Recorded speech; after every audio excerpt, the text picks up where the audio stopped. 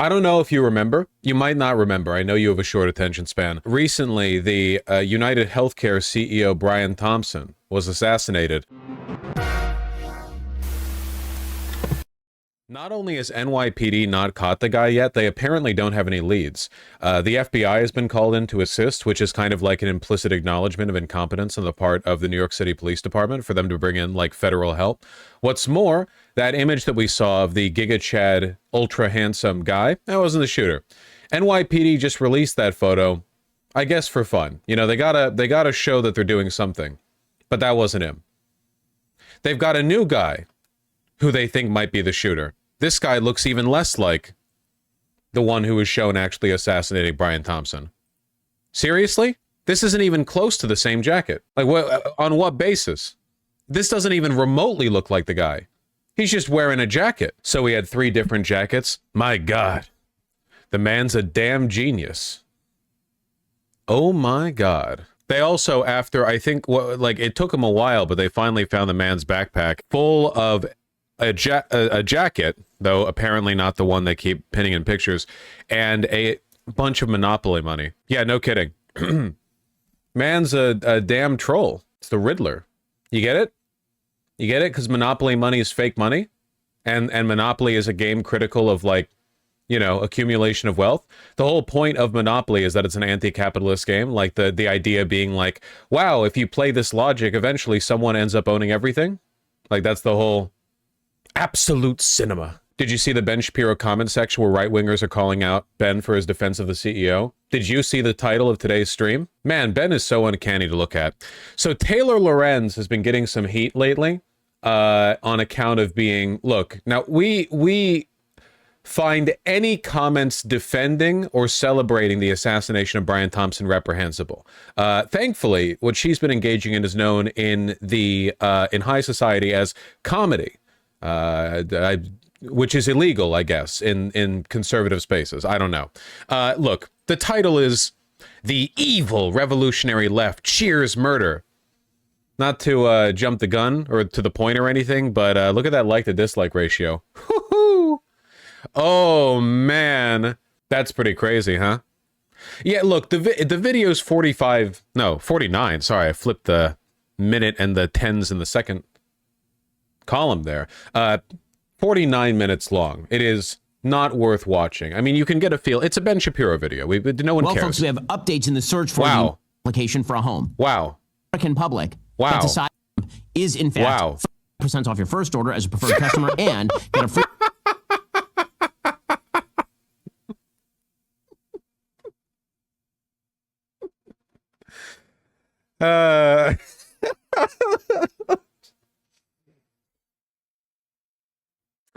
A blender. Is it like an okay. I have to know. Is it like an anti-woke blender or something? Like veggies, so I'm thankful to have Balance of Nature, which fits right into even the busiest of days. Imagine trying to eat 31 different fruits and veggies every day. That's what they say you're supposed to do. That sounds miserable. It sounds time consuming. I don't think it is. I don't think it is an anti-woke blender. I think it's just an actual. This is like the Juicera. It's like, where do we find the most gullible possible audience for our, like, you know, it's like a $500 subscription fee, you know, put the juice packs in. Juicera wasn't even a blender. I mean, in concept. He looks so tired. He really does. He really does. Okay, but this is an actual blender. Okay, but what I'm saying is, think about it. There has to be some other hook to the blender, right? Like these powdered, look, they've got these like aggregate like animal feed you drop into it or whatever for maximum nutrition, because no one would advertise a normal blender because we have normal blender. We've had normal blenders for like a century. The capsules is the product. That's what I'm saying. It can't just be the blender. Oh, it's multiple ads in a row? Game for years. They know exactly how to navigate the complex world of tax law. They've helped taxpayers save over $1 billion in tax debt. But enough of this tax filing service. Now let's talk about blending goop. Now let's talk about pig slop for your blender. They filed over 10,000 tax experts. Parliamentary consultation. Call today. How does he bridge the gap? How does he bridge the gap? 958-1000 or visit their website at tnusa.com. Okay, it's not the blender. It's horse feed to put in your blender. Gotcha. Order now with a phone number. Yeah, this is being sold to like pensioners. This is being sold to people who this Christmas will be sitting by the tree in their retirement home wondering why their dead kid doesn't call, you know, and their kid died in like Desert Storm or something. Oh, no. Oh my God. Well, I see where they got the money to buy the vaunted Daily Wire advertising panel. I can't imagine taking someone seriously who does so much advertising, especially in a segment about the assassination of Brian Thompson. You know? But look, the segment isn't the video. The segment is the comments. Fact. Both left and right are cheering. We don't care about your feelings. It's not left or right. It's not black or white. It's rich versus poor. Your true colors are showing. Not gonna lie, these comments are making me feel patriotic AF. They started a culture war, so we forget about the class war. Your rich privilege is showing, Ben. Not that good anymore at keeping the working class divided and angry at each other. Now, I know what you're thinking, okay? Now, some of you guys are stupid, and you're thinking these are Ben Shapiro's audience. They're not. The video's been brigaded. You think Ben Shapiro fans talk like this? No. The video's been brigaded. And as Robotic Skin in chat points out, there is another problem, which is that because Ben Shapiro is closer to being a neocon than a lot of his contemporaries and also Jewish, oftentimes when he does something that is pro-business, and keep in mind, the entire Republican Party is pro-business to a psychotic degree. But when Ben Shapiro does something pro-business, Nazis will invade his comment sections and they'll be like, wow, of course you would like that because you're Jewish, you know? So it's not really a fair example, if that makes any sense. Like, these aren't Ben Shapiro's fans. These aren't organic reactions from the right. If you want organic reactions from the right, you should go to the same video on Matt Walsh's channel. Matt Walsh is not a neocon. He is a frothing at the mouth lunatic file fascist, and he is also not Jewish, at least as far as I know. He might keep his faith close to his chest, but yeah, I don't like looking at his face either. Also, 50-50 like-dislike ratio. My mom's friend has been battling leukemia for years, and every month she has to fight with her insurance to cover her life-saving medication. She's lost everything because of this cancer. She went from being a homeowner to living in a Section 8 apartment. Her medical debt is going to kill her faster than the cancer is. We aren't left-wing for hating a guy whose bread and butter was literally other people's suffering, Matt. I'm not... Are there people in chat literally trying to reassure me that he's Christian right now? Are you... Okay, you need to do social coaching or something. You need to go outside and talk to people. I can't give you an easier read than that. Come on. I'm not saying you or anyone should be cheering on his death, but you're definitely out of touch with regular people when it comes to the issue of health insurance.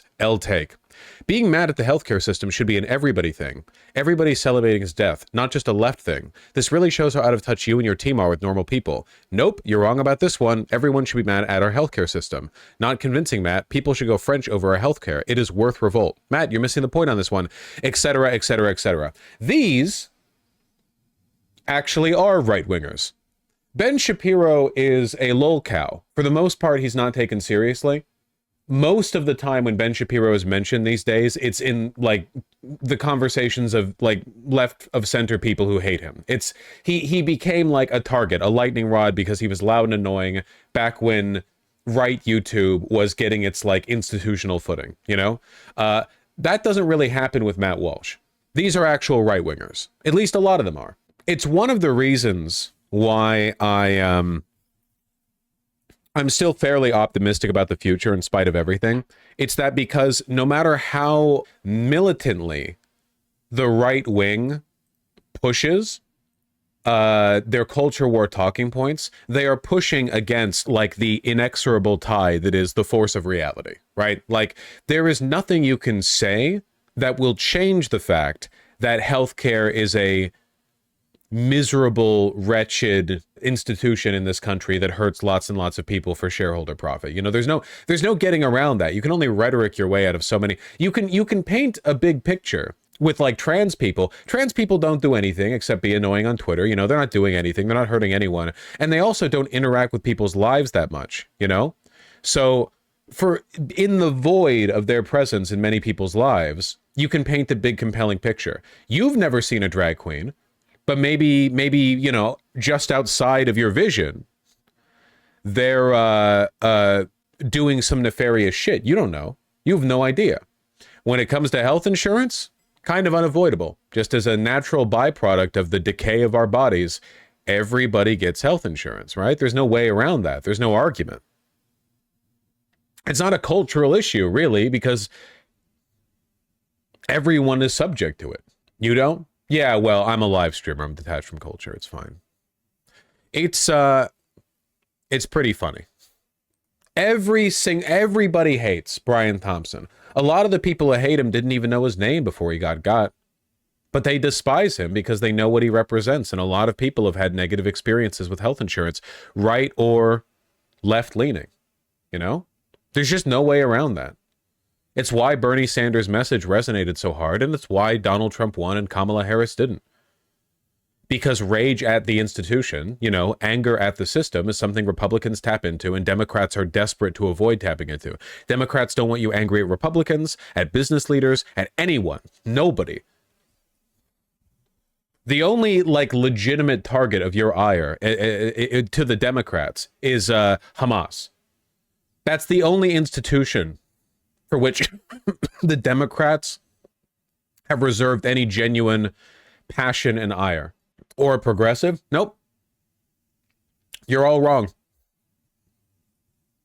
It's just Hamas. And that's because they got caught up in the whole, you know, militant Zionism thing. Democrats are anti-passion as a rule. It's not just about, like, suppressing progressivism. As a rule, the bias towards liberal, institutional, you know, at most reformism, but oftentimes just status quoism. If people get passionate, people want change. No one passionately defends the status quo. It's almost an oxymoron. It's difficult to be passionate about keeping things the way they are. It is difficult to maintain that energy. In that respect, you know, in a way, it's right. Democrats represent like the epitome of conservatism. Not reactionary politics, of course, but like, goddamn, it is insane how militantly the Democrats have worked to suppress, well, I guess stuff like this. I'm telling you, there's a reason why that Bernie Sanders town hall went down so well. Republicans are batshit insane, Democrats are boring. I'd like to counter that, if I may. The Democrats are also batshit insane, just in a less immediately vitriolic way. Their model of politics is actual insanity. Their model of political engagement, the idea nothing should ever change, no one should ever be passionate, like the, you know, they should be like technocratic ministers of the status quo. There should be like, politics shouldn't even be a popularity contest. People should just like agree with the technically best policy, even by a narrow margin, vote for it, and then nothing should happen. Like that, it is anti-human. It's a different kind of anti-human than, you know, the reactionary right, but it's still anti-human. It really is a choice between nothing must ever happen and everyone must die. What sucks is that there are still a lot of Harrison Warren supporters who are still frothing at the mouth, obsessed with cynically calling Sanders a sexist. Like, I have friends who still freak out about him over that day. There was a quote that I saw from an article written recently. I wish I remembered the quote or the article or the writer of the article, but it was something to the effect of one of the first shots fired in the woke, like, idpol wars was during the debates in 2016, where Bernie Sanders said that you know, we need like reform to our healthcare system and so on and so forth. And Hillary Clinton said something along the lines of like, well, what is that going to address the needs of women of color or like marginalized people, you know? Like essentially Bernie Sanders proposed a platform that would improve everyone's lives. And Hillary Clinton responded the way that like robber baron would have in the 19th century, which is, well, have you considered that we're all of different races, genders, classes, etc.? So maybe we don't all want better healthcare. Like it was a cynical invocation of identity politics to distract from the underlying class consciousness. Warren died to me when she tried to square up to Bernie about misogyny. Yep, never forgiving her for that. Never, ever, ever. I still hear discourse about Bernie being misogynist.